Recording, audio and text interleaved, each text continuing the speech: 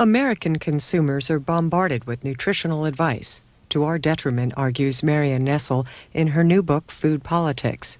It details how the food industry, through lobbying, advertising, and the co-opting of experts, influences our dietary choices, resulting in epidemic obesity, increased vulnerability to heart and lung disease, cancer, and stroke. This talk from the Harvard Coop in Cambridge, Massachusetts, is 45 minutes. We're very excited to be hosting Marion Nestle, who will be speaking about her new book, Food Politics, How the Food Industry Influences Nutrition and Health. Food is on our minds, and not just what we were having for dinner. More and more, we are paying increased attention to what exactly it is that we are eating and why. 2 weeks ago, Michael Pollan published an exposé on the beef industry in the New York Times. Many of you may have read it. Eric Schlosser's Fast Food Nation is a bestseller here and in other bookstores around the nation. We've instituted a new food section in our store to house all the books being written about food and its political and cultural manifestations. At the same time, as we were paying all this attention to food, we were flooded with examples of big businesses working hand in hand with the government and not necessarily in the interests of regular consumers. The importance of food politics is that it addresses both of these topics. Marion Nestle pursues the question of what role the food industry plays in creating an environment so conducive to overeating and poor nutritional practices, and so confusing about basic principles of diet and health. She exposes the ways in which the food companies use political processes to obtain government and professional support for the sale of their products. Reading Food Politics can be overwhelming, but reading it is necessary if you want to know the truth about what and why you are eating. Marion Nestle has devoted her career to issues of food, health, and nutrition. She is professor and chair of the Department of Nutrition and Food Studies at New York University. Author of Nutrition in Clinical Practice, she has served as a nutrition policy advisor to the Department of Health and Human Services and as a member of Nutrition and Science Advisory Committees to the Department of Agriculture and the FDA. She frequently writes and lectures about a broad range of topics related to food and nutritional policy, and I'm very excited that she's here to speak with us today.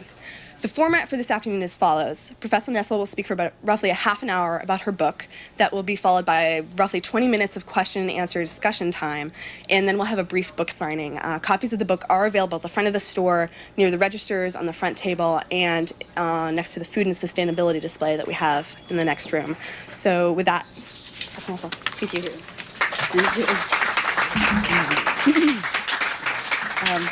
Thank you, Amanda. I'm very pleased to be here. My first academic job was at Brandeis University. I hate to say how long ago it was, and I'm particularly excited to see colleagues from then, neighbors, and my freshman college roommate, and other people who are here. Thank you so much for coming. And I wish I could make it more comfortable for you. It's really okay if you kind of hang out and climb the walls. I wrote this book not as an expose of the food industry, but really because I wanted to point out to people how what the food industry does influences what we eat. And I picked the word influence very carefully. I don't use attack, I don't use fault, and I don't use blame. And so the book came out about a month ago, and the question that I get asked most frequently is, what's been the reaction to your book?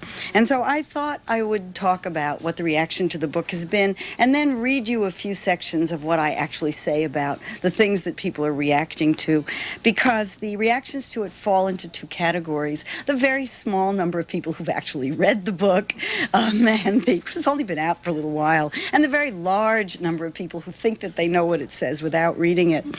So the attack on it began on February 22nd, when a website called junkscience.com displayed an article by somebody named Stephen Malloy, who is identified as a scholar at the Cato Institute, who says, the food industry laughs all the way to the bank as it manipulates the system to make us fat and unhealthy. That's Marion Nestle's junk science-fueled message in her new book. Nestle, who portrays herself as an above-the-fray professor of nutrition at New York University, spends more than 400 pages accusing the food industry of influencing the government, co-opting nutritional nutrition professionals exploiting children and corrupting schools, all in the name of profit. The book won't be in stores until March, but the marketing campaign already has started with predictably superficial and uncritical reviews in the New York Times and USA Today. Despite its length, the book was a quick read. It disintegrated from a scientific perspective on pages 7 and 8. Those 2 pages are where Nestle tries to establish the American diet as a health problem, the necessary foundation for the rest of the book. The combination of poor diet, sedentary lifestyle, and excessive alcohol consumption contributes to about 400,000 to 2 million or so annual deaths in the U.S., about the same number and proportion affected by cigarette smoking, writes Nestle. I did indeed write that. This assertion extends the discredited claim that obesity kills 300,000 people annually. The writer then goes on to explain how I have my science wrong, how I parrot government claims that rates of overweight and obese children and adults are skyrocketing when we know that's not true. He refers to that as folklore, and then he makes a lot of personal comments, which I won't bother to read, and says that food politics deftly glosses over and misrepresents the science on diet and health and Nestle's personal bias. Pardon me if I'm a little skeptical of the rest of her hatchet job on the food industry. Okay, keep that in mind. We'll come back to that. Then the email started. Lots of people read junkscience.com on the internet. Here's one that came soon after. Marion, have you ever accidentally eaten a cheeseburger? I know, I have not. When are you going to hold people responsible for their own decisions and choices? Do people not have any willpower or self-control? This is ridiculous. Obese people should blame themselves. People who smoke, they make the choice to smoke. Are you going to rob some little kid of a great experience who at age 4 wants to go to McDonald's with his mom and dad? Well, that is where you are going. Great companies will be afraid to market their products. Here's another email.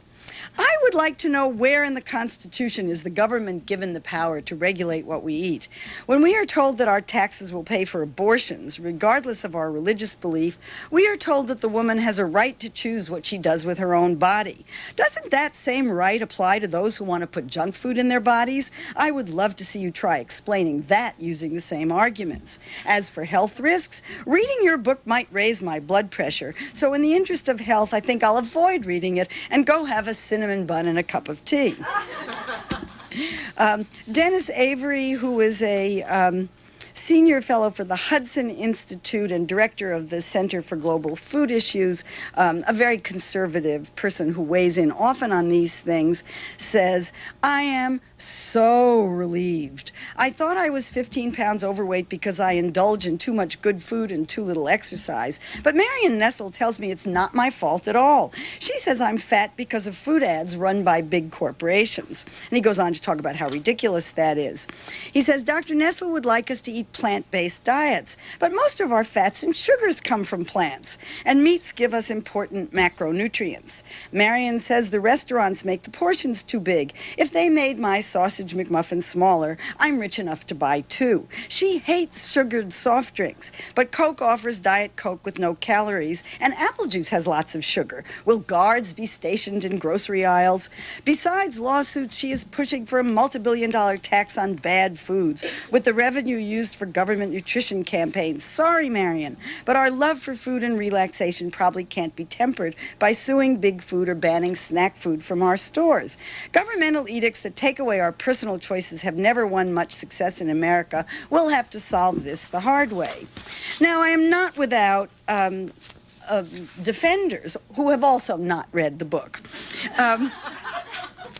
And this is from Sheldon Rampton, who I don't know personally, but who's written a very amusing book called Toxic Sludge is Good for You, which is a book about the public relations industry.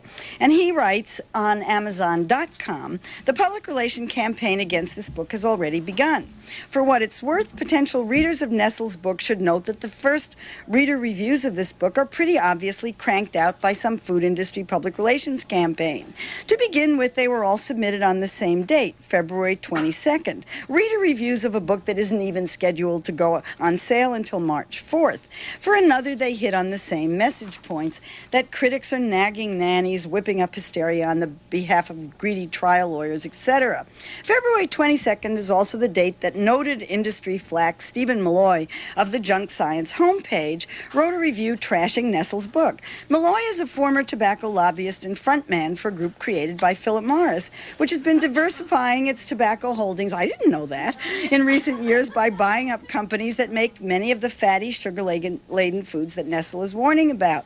I haven't had a chance to read Nestle's book myself, but it irritates me to see the food industry's PR machine spew out the usual every time somebody writes something they don't like. If they hate her this much, it's probably a pretty good book.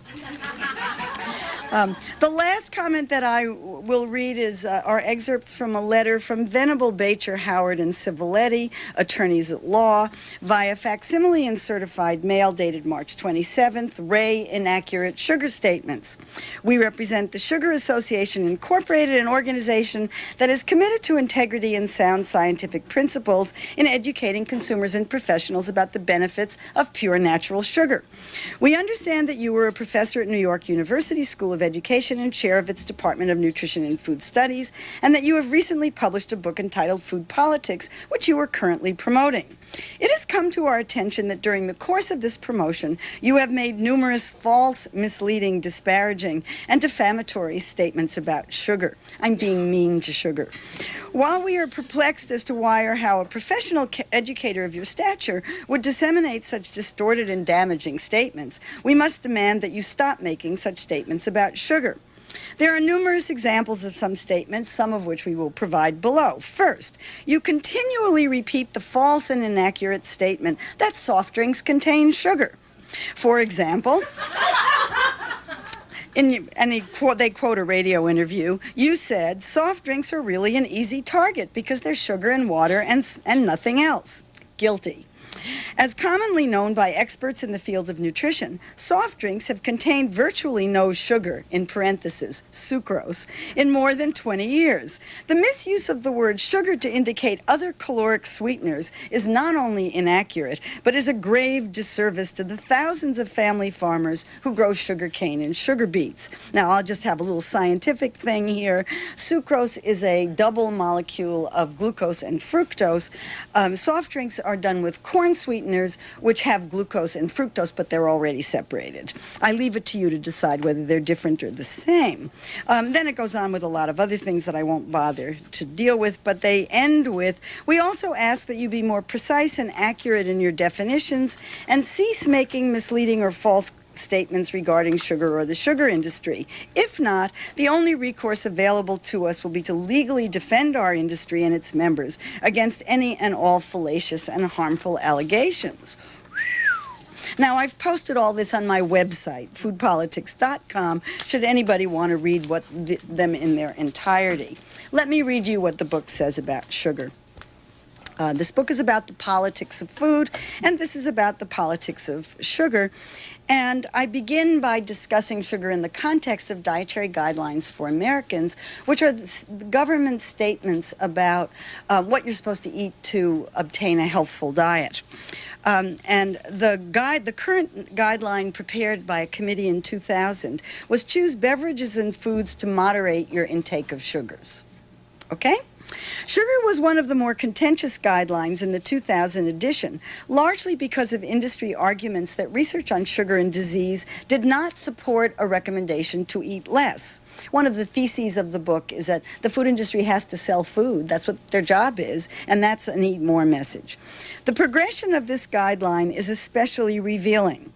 The committee report in September 1999 said, go easy on beverages and foods high in added sugars. Go easy and added are the operative words. In February 2000, the guideline was changed to choose beverages and foods that limit your intake of sugars. Limit. In May 2000, the Department of Agriculture overrode the committee report and changed the guideline to choose beverages and foods to moderate your intake of sugars. So limit was changed to moderate, and the word added sugars was dropped. Okay, how did that happen? Go easy means eat less, and added distinguishes processed foods from fruits and vegetables that naturally contain sugar. The committee report explains that the added sugars displace nutrient-containing foods in the diet, and that a focus on total sugars is not supported by the literature and causes confusion among consumers.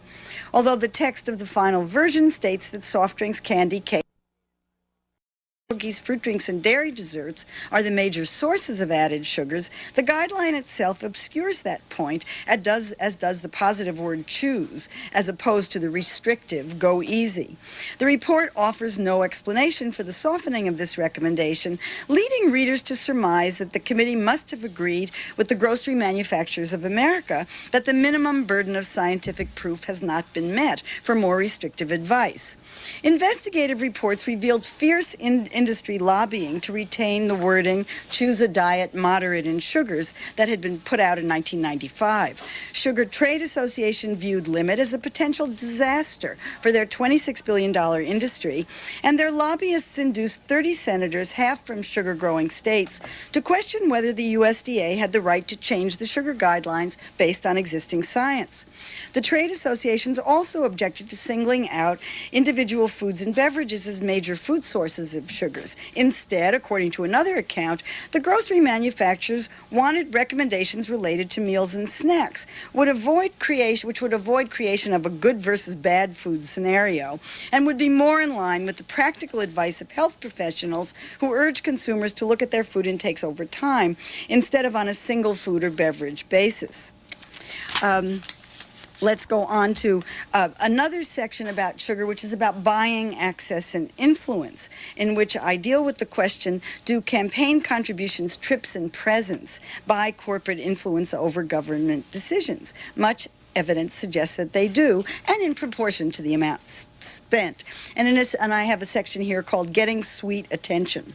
This example concerns sugar, a top of the pyramid food that provides calories but no other nutrients. Government dietary guidelines suggest moderation, and we know where that came from, in sugar consumption. Nevertheless, for more than 200 years, the United States has controlled the price of sugar, first to raise revenue, but later to protect the economic interests of domestic producers.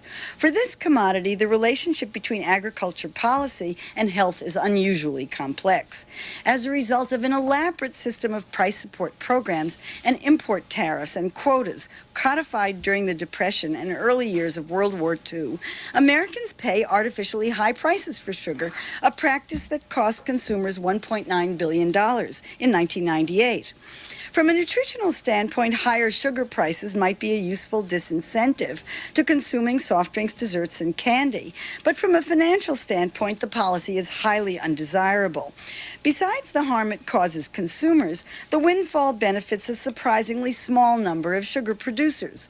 In 1991, for example, 15,000 farms raised sugar cane and sugar beets in the United States, but 42% of the sugar subsidies went to just 1% of these growers. Those must be the poor family sugar raisers that the Sugar Association is concerned about. The owners of these few farms give generously to both political parties. The Faneuil family, for example, controls about 1/3 of Florida's sugarcane production and collects at least $60 million annually in subsidies.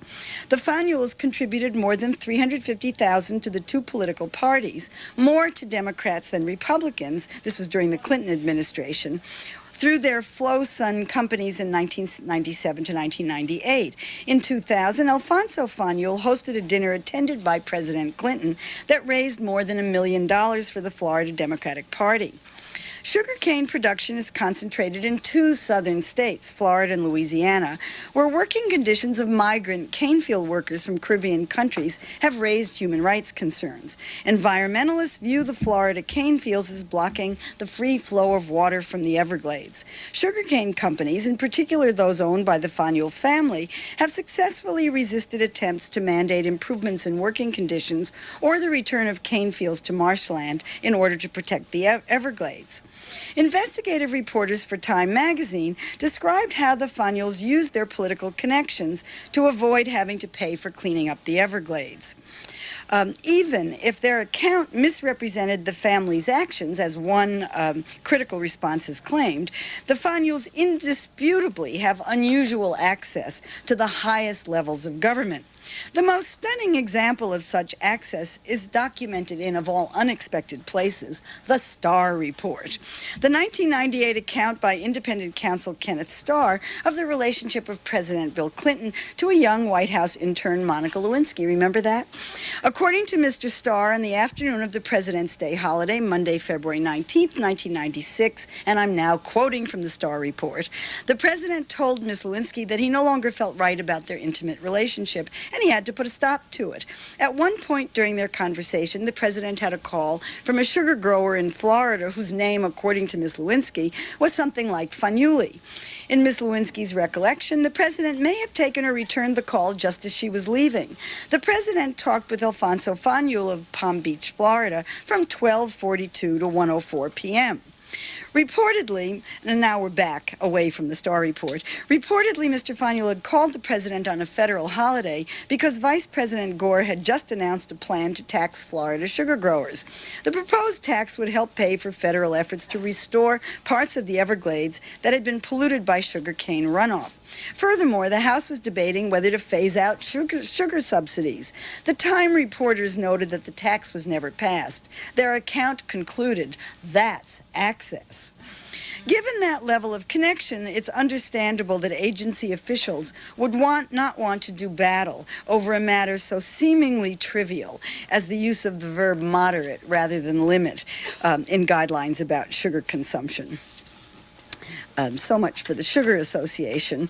Now, as to what I say about personal responsibility, which I deal with actually quite extensively in the book, because I do believe that diet is a matter of personal responsibility. However, in context.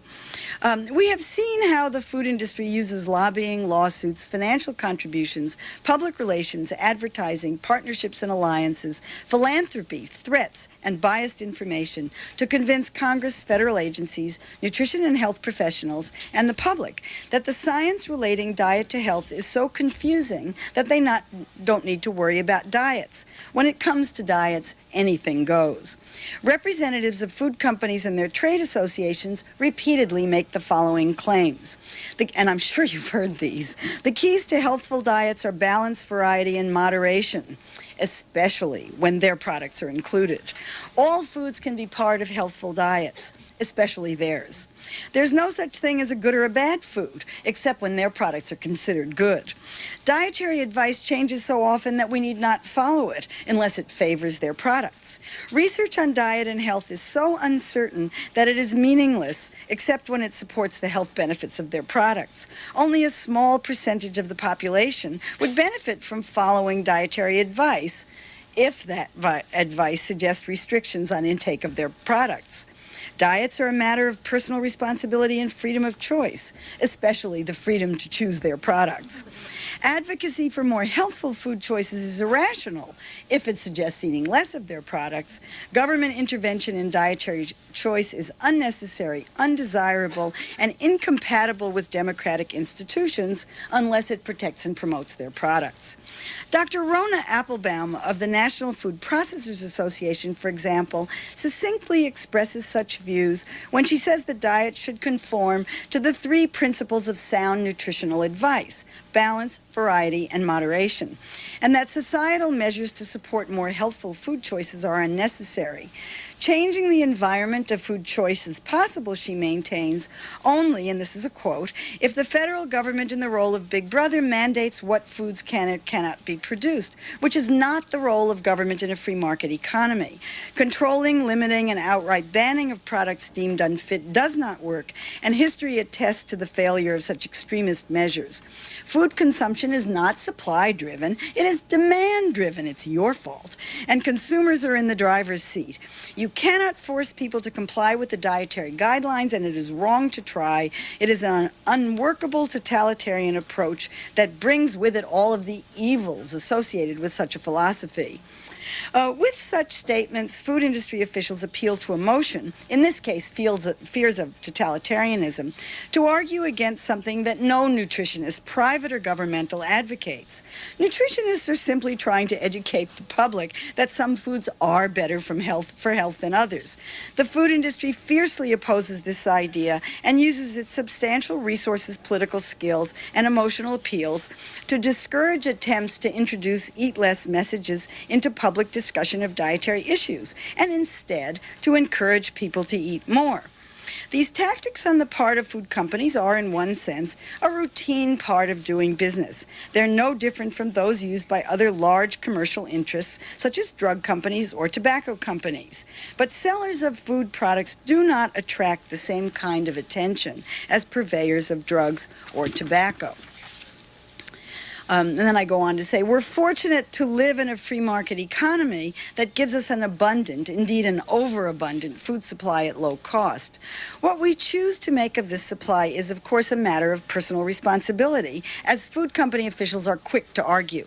But we do not make food choices in a vacuum. We select diets in a marketing environment in which billions of dollars are spent to convince us that nutrition advice is so confusing and eating healthfully so impossibly difficult that there is no point in bothering to eat less of one or another food product or category. We may believe that we make informed decisions about food choice, but we cannot do so if we are oblivious of the ways food companies influence our choices. Most of us, if we choose to do so, can recognize how food companies spend money on advertising, but it is far more difficult to know about the industry's behind-the-scenes efforts in Congress, in federal agencies, courts, universities, and professional organizations to make diets seem a matter of personal choice rather than of deliberate manipulation. The emphasis on individual choice serves the interests of the food industry for one critical reason. If diet is a matter of individual free will, then the only appropriate remedy for poor diets is education, and nutritionists should be off teaching people to take personal responsibility for their own diet and health, not how to institute societal changes that might make it easier for everyone to do so. And that's where I'll stop and take questions. Thank you very much for listening.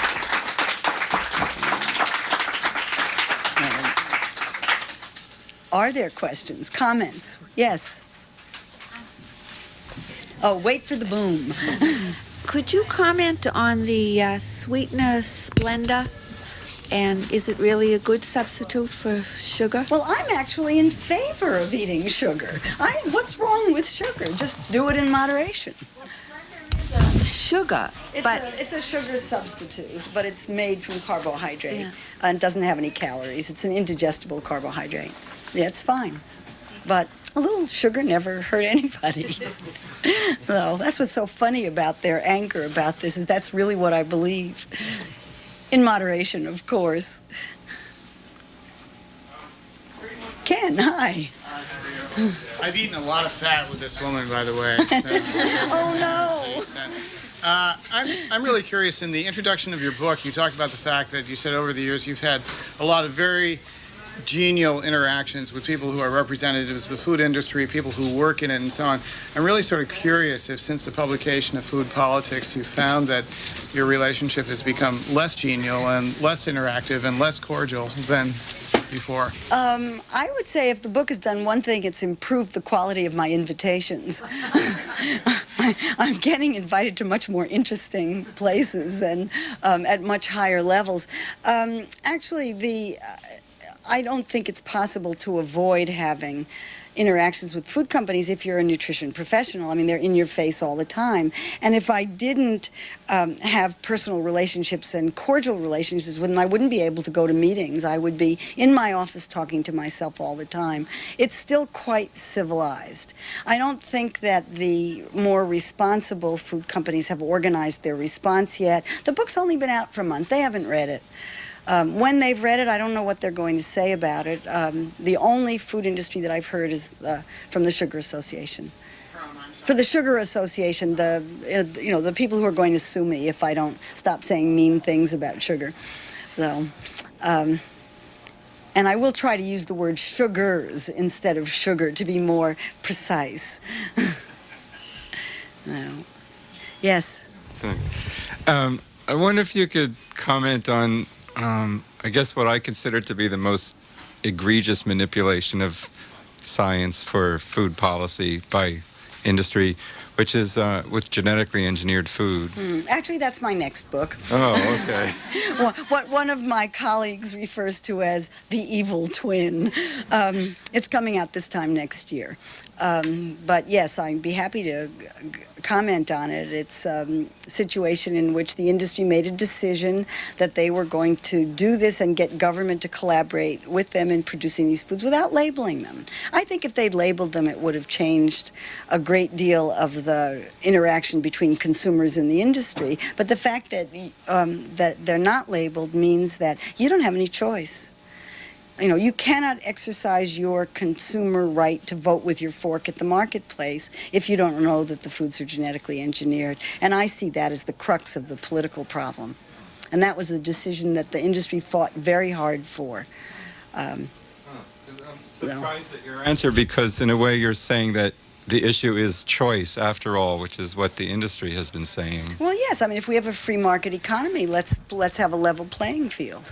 Right? I mean, consumers have a choice, but the industry in that situation has not given the public a choice because the foods are not labeled. So, and I see that as the crux of the political problem. There are other problems too, but that's the next book. Yes. I have two questions, actually. The first one is, in addition to genetic modifications, do you think there's any other information that's critical to consumers that's missing from food labels today? And my other question is, do you know of reliable places to get nutrition information, since so much of it seems to be biased one way or the other? Yeah. Well, that's a hard one. Yeah, I think the food label is almost impossible for anybody who isn't a nutritionist to understand. We teach nutrition students in my department. We spend a lot of time trying to get them to understand how the food label works so they can explain how it works to their clients. I mean, I don't think that the Food and Drug Administration was being deliberately obfuscating when it set up the label the way it did, but there are other things that you might like to know that aren't on the labels, and you have to have a calculator to figure out what the percentage of fat is, which you might want to know. But it's so much of an improvement over what used to be that we have to live with it for a while. So that's my answer to that question. On the where you get information about nutrition, so much of nutrition is common sense. And if the information that you're getting doesn't fit with common sense, it's probably wrong. I mean, there are textbooks. There are lots of very, very good textbooks. We like Concepts and Controversies, which is a textbook published by Wadsworth, and we use that in our department. It's easy to read. It's got lots of pictures and lots of exercises. I think it's fine. But mostly, you have to read and think. It's a thinking person's field, and it requires a lot of critical thinking at every stage. It's not so easy. Yes? Along those same lines, how do you propose that we educate the public, especially people from when they're young, so that they understand, they have an interest in food issues, and that they gain an understanding and they can make choices for themselves? Especially, how do you deal with the idea that the problem about, especially in the American poor, are overwhelmingly overweight now, especially children, and that has to do with education issues and also how cheap it is to buy fast food. Yeah, I actually don't think it's so much a question of education as I think it is of just difficulties of life. There aren't any supermarkets in Harlem, for example, which is the city that I live in, but there are plenty of fast food places, and fast food is cheap. There's a reason why fast food is cheap, and it has to do with the way federal subsidies are distributed. What if we changed the way we did federal subsidies to subsidize fruits and vegetables, for example? That might help. But it seems to me that it's a political, and obesity is not just a problem among the poor, it's a problem among everybody. And a very difficult one to address.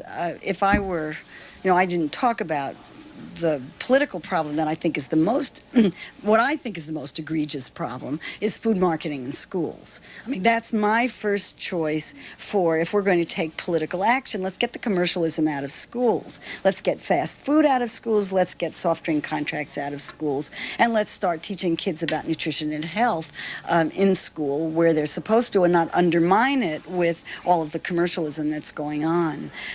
So and that would affect poor kids as well as rich kids. I just come back from a obesity meeting in Washington where a group of people got together to talk about some new initiatives to try to do something about the rising rates of overweight and obesity among young children.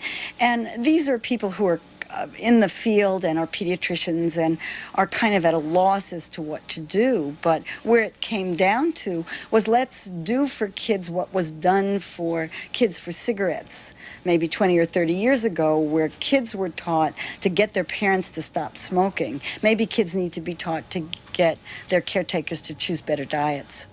I don't know. Anyway, it's something that people are thinking about. I'd like a lot of thought about these kinds of issues. I'm not sure what the solutions are. I don't have easy solutions to any of these problems, but I think they're worth thinking about, and they've been greatly overlooked. Yes? Yes, you mentioned that we live in a free market economy, but I wonder if the kinds of things that you're demonstrating is that perhaps we need a more subtle kind of term than a free market economy, because it's quite controlled in certain ways. Oh, yeah. I'm almost using it ironically. It's there are ways in which the government subsidizes certain kinds of foods and certain kinds of dietary practices that we're completely unaware of. I mean, for example, somebody told me, and I'm not actually sure this is true, so let me just put it out as a tentative example. But somebody told me that McDonald's could take the money that they spend on advertising their products and subtract that as a business expense.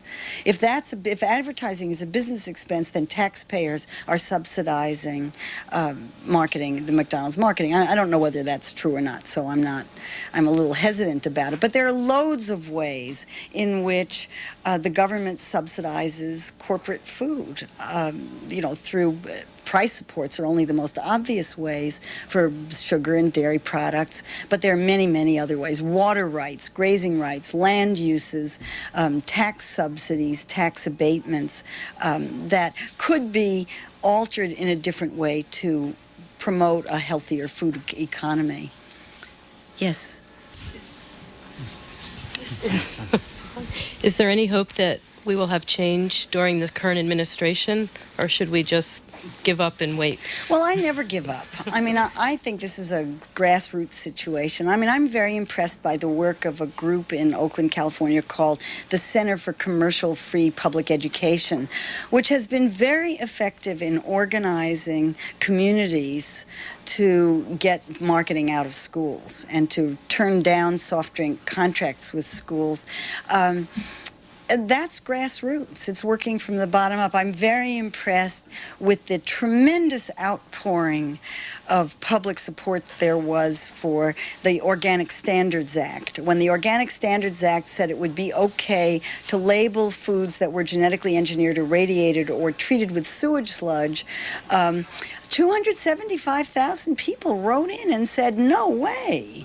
And the Department of Agriculture changed that. That means there's a huge public support for doing something better about our food supply. It's just that it's organized on the internet and not at least on the national level, and needs to be local, I think.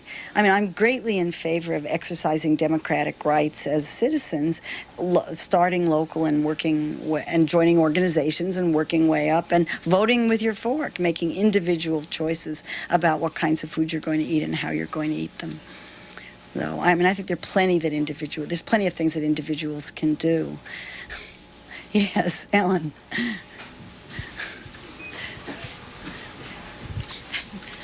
We live in an era of public-private partnerships, and of course the food industry has been extremely active in promoting the government's monitoring of the hunger situation and also working with anti-hunger advocates. Could you talk a little bit about what you see as the proper role of the food industry in these efforts?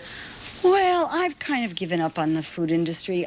I just don't think that partnerships are possible because the goals of food companies are so completely different than the goals of consumers. You know, consumers are concerned about health, and the food industry is concerned about increasing sales. I mean, one of the things I talk about is this is really big business. The food industry is a $900 billion industry in the United States, and it's one of the big dark secrets of the American food economy is how enormously overproduced it is. The food industry is so successful that it produces enough food in the United States to feed everybody twice over. Well, this creates a tremendously competitive environment in which companies are fighting with each other for the consumer food dollar. And the object, if you're a food company, is to get people either to buy your product instead of somebody else's or to get people to eat more in general. And I see the ways in which companies try to get people to eat more as contributing to the obesity problem, whether people realize it or not. And there are lots of ways in which they do that, and I go into them in great detail. And so if you're dealing with food companies, you need to look for congruency. Well, I tell the story about what I think is the best example, which is fruit and vegetable, the 5-a-day program, which is a federal program to promote consumption of 5 fruits and vegetables a day. It's a great idea. It's countable. You only have to count to 5. You can do it on one hand. It's really simple. Everybody can understand it. You can keep track of it. It's really great. But there's no money behind it.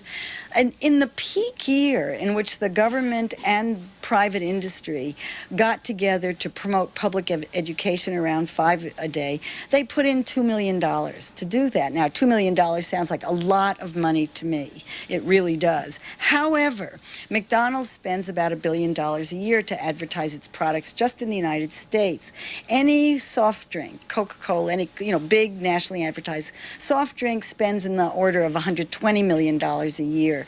Any candy bar is $50 to $70 million a year. Any sweetened cereal is $15 million a year. And Altoid Mints, which for some reason or other I love to use as an example, has a $10 million a year advertising budget. Altogether, they're $30 billion in food advertising. So you stack that very large number with all those zeros up against $2 million, and it's nothing. It's nothing. There's never been a nutrition education campaign in this country of any kind of stature at all. So I don't know, Ellen, if you're talking about food distribution programs and giveaway programs and all of that kind of thing, but for that I recommend Jan Poppendiek's splendid book, Sweet Charity, which talks about the role of food companies in food distribution programs to the poor, a very complicated issue.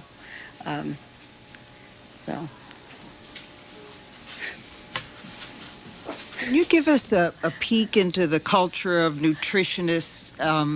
I imagine you in your classes, and teaching people, and then some leave to go work for the food industry and some for HMOs. And and will your book be read in, nutrition schools? I certainly hope so.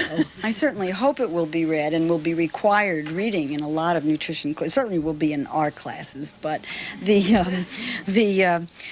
think the nutrition as a profession is going to have to deal with the issues that I raised. I thought I was stating the obvious, that food is a business. Duh. It's just something that's never talked about. And I give specific examples. I have a whole chapter on food companies' relationships with food and nutrition professionals in which I do complete disclosure of my own relationships, because in doing the research for the book, I had to go back and look at, for example, my 12-year relationship with Procter & Gamble, which for 12 years tried to bring me on board in a way that was so subtle I didn't even know that it was happening, to bring me on board as a promoter of Olestra. Which I never did do, but it was, I was impressed in reviewing that it was a 12-year effort, that it involved their head of public relations who used to come to New York quite frequently to take me to dinner. It involved going to meetings in New Orleans that were gorgeous, lavish hotels. I could go on and on. I think it's impossible for a nutritionist to not be involved with food companies because they sponsor all the meetings and journals. All of them. They also sponsor research. That's more problematic. And I have in the book a table of research studies. I had no trouble at all going through the research literature and picking out studies that were done that came out with results favorable to the sponsor of that study. I had no trouble at all. It took me an hour of just browsing through my files. Let's find one on sugar. Let's find one on eggs. Let's find one on fat and cholesterol. Let's find one. I mean, I just had no trouble. Let's find one on vitamins. I mean, I just had no trouble at all. Lots of food research is sponsored by the companies that make the products that are involved. And, you know, if I talk to the researchers who do those studies and say, do the companies influence the quality of your research, the interpretation of your research, how you think about the research? Of course not. You know, they're just outraged, except for people who take me aside afterwards and say, I can't talk to you on the record about this. You must never, never, never quote me. But when we came out with these results, the company that was sponsoring them asked us to change the data. Or the company that said they really didn't want us to publish it. Or, I mean, these kinds of things happen. They're just not public. And it's that kind of thing that it seems to me, I mean, I had a very deliberate thing that I wanted done. I want the American Dietetic Association to get rid of its fact sheets. They have nutrition fact sheets on their website, each one with its own corporate sponsor. Guess who sponsored the genetic engineering one? Monsanto. Guess who sponsored the one on soft drinks, which says that soft drinks are a good way to quench your thirst? My friends of the Sugar Association or whoever it is. I mean, you can name the topic on which you would like advice, and then there's a corporate sponsor. And when members of the American Dietetic Association challenged that and said, gee, these things sound like they were written by the public relations offices of these companies, guess what? They were. They were. So I want them to stop that. You know, issue number one. I think that organization, and I'm not picking on that organization particularly, except that it does things in some ways more openly than a lot of the other nutrition organizations. But I think they should not have sponsored sessions at their annual meetings. I gave a talk on biotechnology at a sponsored session a couple of years ago that was sponsored by Monsanto. It just put me in a terrific quandary. What am I supposed to do? Do I say no to the invitation and then I lose the opportunity to talk to an audience that I particularly want to influence? Do I not take any money, in which case I'm out several $1,000s because it's a very expensive meeting and the travel cost a lot? Do I turn down the honorarium? That's what I did. But you know, I take my policy on this finally, after much agonizing, is to take travel money from food companies, if that's the way. You know, I'll take travel and hotel and that kind of expenses. I'll go to meetings that are sponsored, and I will speak at sponsored sessions, and I will go to food companies and speak to people at food companies if they invite me. I don't get invited very often, but once in a while I do. I did speak to Monsanto once a few years ago. That was a very interesting experience. But I don't take honorarium personally. I ask the companies, if there is an honorarium, to donate it to our department scholarship account. Now, you may think that that's selling out, and I don't know. It's the best I can do, and it came after a lot of agonizing about how to deal with it. It's a big problem. But I do suffer over it. I'll say that in my favor. Anything else? No? Well, thank you very much. Appreciate it.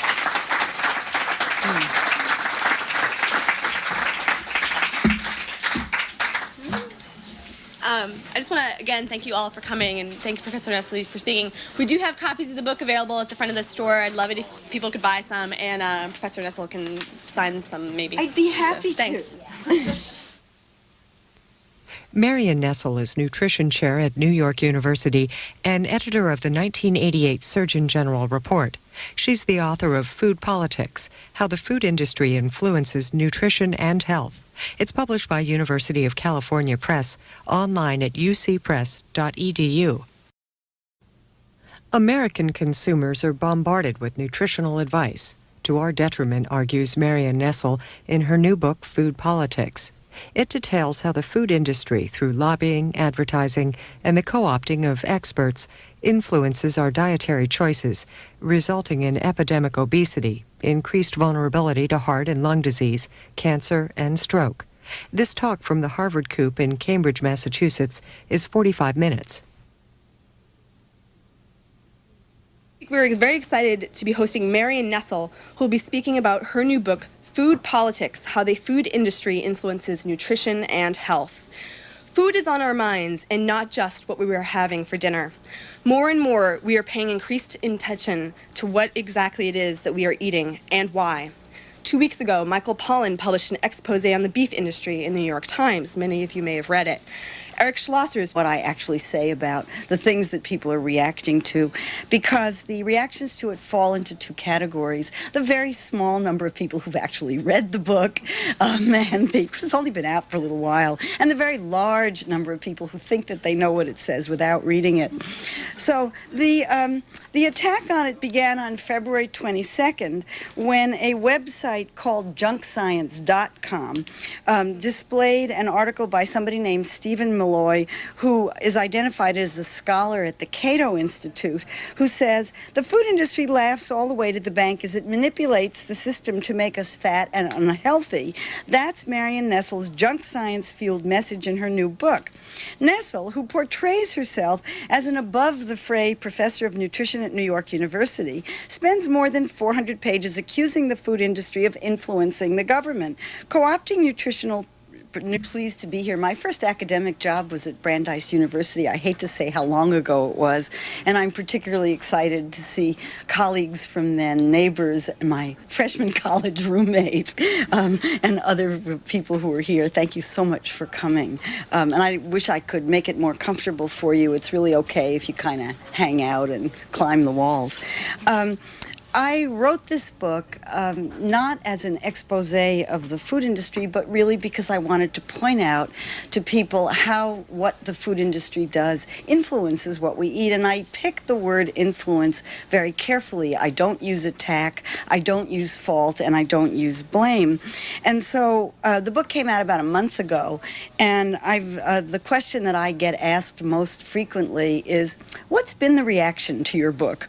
And so I thought I would talk about what the reaction to the book has been, and then read you a few sections of what Fast Food Nation is a bestseller here and in other bookstores around the nation. We've instituted a new food section in our store to house all the books being written about food and its political and cultural manifestations.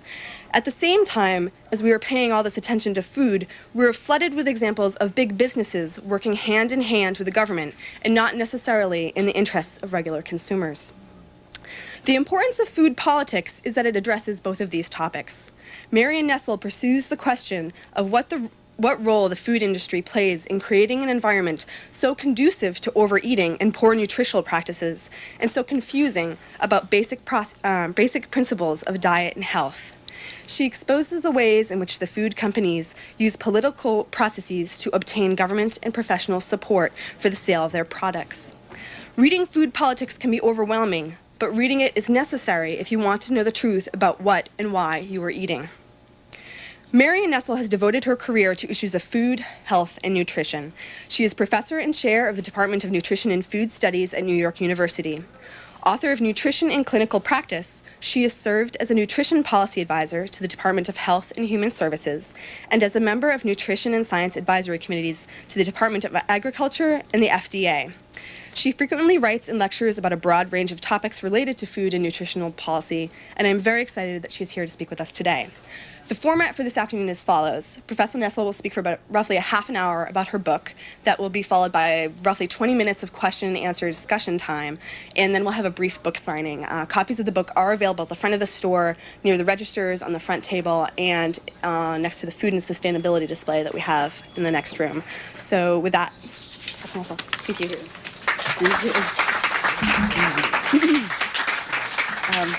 Thank you, Amanda. I'm very